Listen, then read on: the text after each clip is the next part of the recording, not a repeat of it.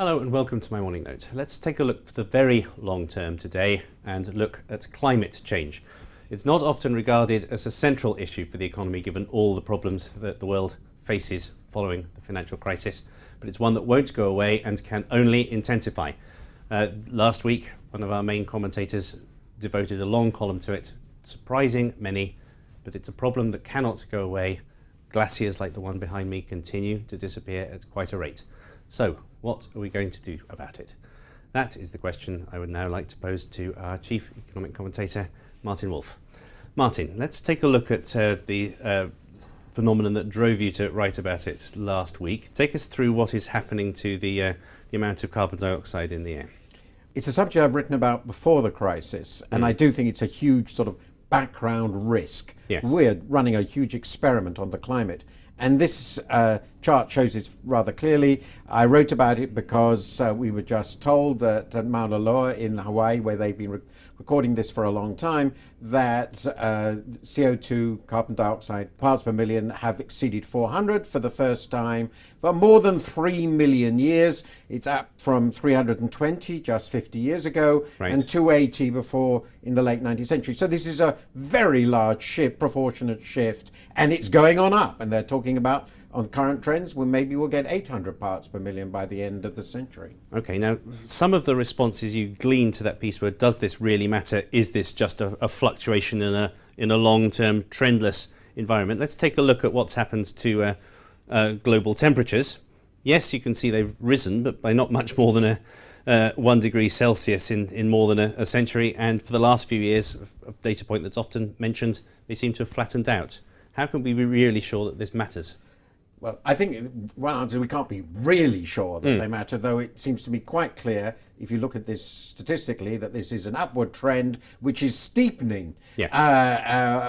You will also see there are several periods in the past, in fact, I can see easily 4 or 5 when there were long periods when the temperature ceased to rise or actually fell, rather different from just this little period now. Right. So I don't regard the fact that there have been a few years where it's been constant, and it's clearly the highest of all these periods, as telling you anything useful whatsoever. This is obviously a very, very complicated system, yes, and this is just one change that is being imposed upon it.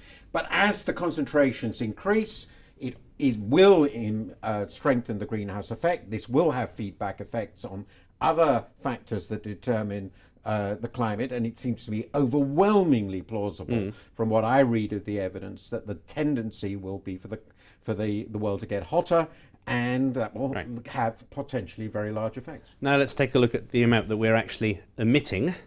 Again, now this does show a very clear increase. What is going on here? Well, there are two things going on here which are very interesting. This is actually the amount of carbon emitted by each person on the planet, so it's per head. And there was a very, very long period of rise. If we had a further back, you would have seen this going back to the beginning of the 19th century. And then it stabilized actually for 30 years, largely because our economies after the oil shocks of the 70s, the developed world, became really much more energy efficient. They never fell, but it stabilized, and that sort of made people feel a bit more encouraged. And what is extraordinary is that bound about here we had Kyoto, and we thought we were bringing it under control, and now it's exploding upwards again. So not only, of course, the number of people increasing, we know that, but also the amount we're emitting. And this is, of course, the industrialization of the emerging world, above all China, and its use of coal burning electric power. So the result is that the rates of emission globally are, if anything, now accelerating. Now, Kyoto, which was the great attempt to get together and do something about this, obviously hasn't worked. Yes. What are we going to do about it? Does this require carbon taxes? Does this require population control? Well, the theme of my column was, unfortunately, if you look at what is actually happening in the world, it doesn't look that we're going to do anything about it. Overwhelmingly probability, therefore, is we're going to run this experiment, and we're going to find out if the skeptics are right. I do hope they're right. I just don't believe they're right. I suspect they're going to be wrong, and in which case, at some point, this climate problem could become very severe.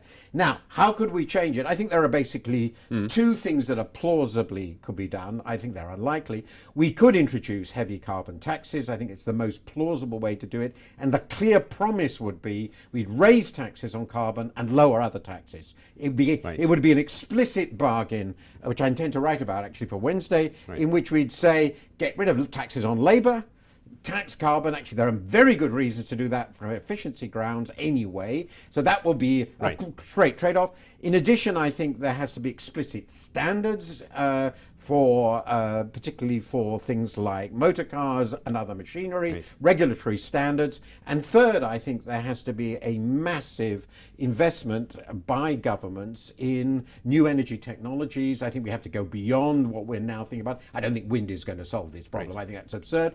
We're going to have to think about nuclear power, which is of course very unpopular, but we have invested extraordinarily little in research.